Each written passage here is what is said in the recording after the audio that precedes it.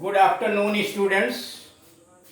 इस वीडियो के अंतर्गत हम लोग कानून से संबंधित वाक्यों के विषय में अध्ययन करेंगे। हमें जीवन के विभिन्न क्षेत्रों के अंतर्गत विभिन्न प्रकार के विषय से संबंधित वाक्यों की आवश्यकता होती है जब हम बातचीत करते हैं। उसी में एक कानून है, यानी कानून से संबंधित कुछ वाक्य यहाँ दिए गए हैं, जिसमें 23 यानी 23 नंबर का है। यूरी ने अभियुक्त के पक्ष में निर्णय दिया। अब यहाँ आप देख रहे हैं 23 मतलब इसके पहले 2 वीडियो इसमें बनाए जा चुके हैं, 2 का 1 बनाया जा चुका है कानून से संबंधित। यूरी ने अभियुक्त के पक्ष में निर्णय दिया। The Yuri gave its verdict in favour of the accused. पहले तो यूरी को समझे ये होता क्या है। यूरी का मतलब न्यायाधीशों का संगठन। और जब यूरी इकट्ठा काम करता है सम्मिलित होकर के एक संगठन के रूप में, तो वह निर्जीव के रूप में है, इसलिए इट्स लगा हुआ। यानी यूरी का मतलब यहाँ अलग अलग सदस्य नहीं, उनका एक संगठन है यूरी, तो इसीलिए यहाँ लगा है the jury gave its verdict, अपना निर्णय दिया किसके, in favour of the accused, अभियुक्त के पक्ष में। The jury gave its verdict in favour of the accused. घातक को फांसी मिल चुकी है, घातक को फांसी मिल चुकी है। The murderer has been hanged. घातक को फांसी मिल चुकी है। The murderer has been hanged. कानून से अनभिज्ञता कोई बहाना नहीं।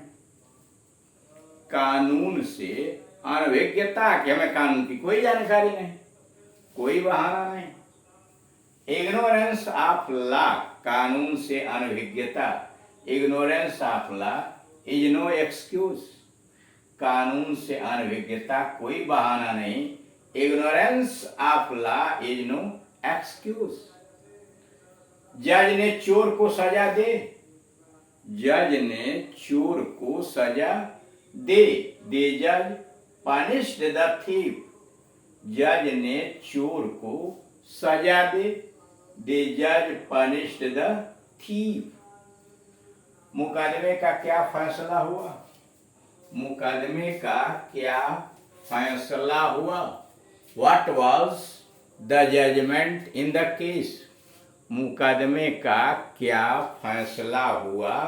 What was the judgment in the case? मुकदमे का क्या फैसला हुआ? What was the judgment in the case? वह चश्मदीद गवाह है। वह चश्मदीद गवाह है। He is an eyewitness. वह चश्मदीद गवाह है। चश्मदीद मतलब तो आंखों देखा। वह चश्मदीद गवाह, he is an I witness. वह कानून का मानने वाला है। वह कानून का मानने वाला है। He is a law abiding man. वह कानून का मानने वाला है। He is a law abiding man. वह कानून का मानने वाला he is a law abiding man. इंसाफ में देर का मतलब अंधेर है। इंसाफ में देर का मतलब अंधेर है। Justice delayed is justice denied. इंसाफ में देर का मतलब अंधेर है। Justice delayed is justice denied. Justice delayed is justice denied. सफाई के वकील ने बढ़िया पैरवी की। सफाई के वकील ने बढ़िया पैरवी की। द डिफेंस काउंसिल, सफाई के वकील ने, the defence counsel argued the case well. सफाई के वकील ने बढ़िया पैरवी की। The defence counsel, the defence counsel argued the case well, argued the case well।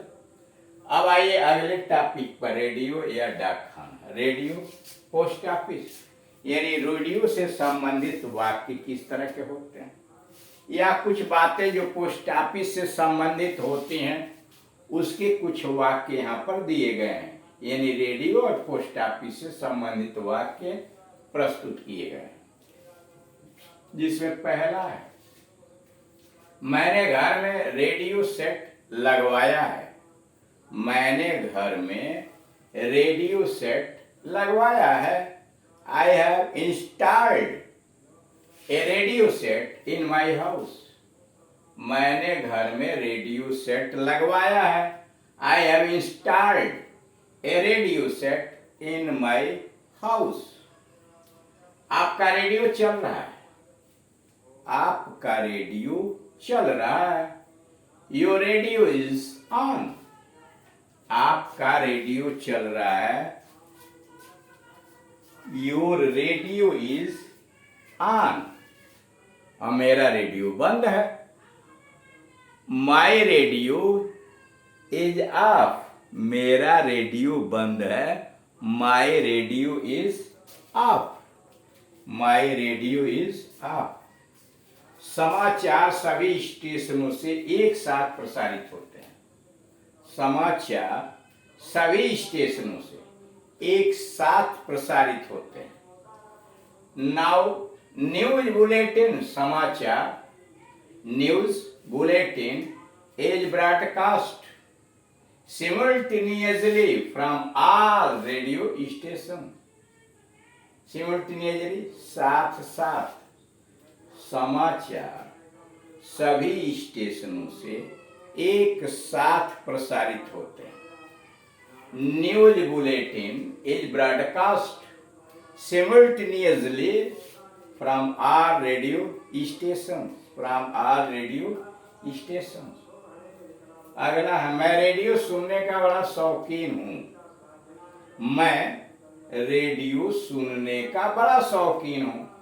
I am very fond of listening to the radio. I am very fond of listening to the radio. मैं radio सुनने का बड़ा शौकीन हूँ। सारी यहाँ listening 2 बार आ चुका है। I am very fond of listening to the radio. Listening to the radio. I am very fond of listening to the radio. To the radio. I am very fond of listening to the radio. अब विविध भारती लगा दो। अलग अलग station radio में होते हैं, तो उसी को अब यह कहा जा रहा कि अब विविध भारती लगा दो। नाउ स्विच ऑन या now tune in Vividh Bharati. Now switch on to Vividh Bharati, अथवा now tune in to Vividh Bharati. Now switch on विविध भारती या now tune in to Vividh Bharti. डाकिया चिट्ठियां छाट रहा है। डाकिया चिट्ठियां छाट रहा है। The postman is sorting out the letters.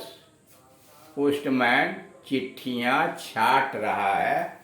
The postman is sorting out the letters. The postman is sorting out the letters. अगला है, अगली डाक 4:30 बजे निकलेगी।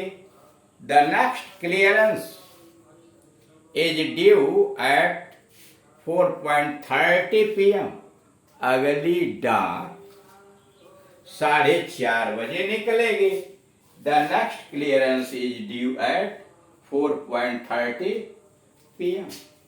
अब यहाँ आप देख रहे हैं कि कानून से संबंधित कुछ वाक्य हैं, रेडियो और पोस्ट ऑफिस से संबंधित वाक्य हैं।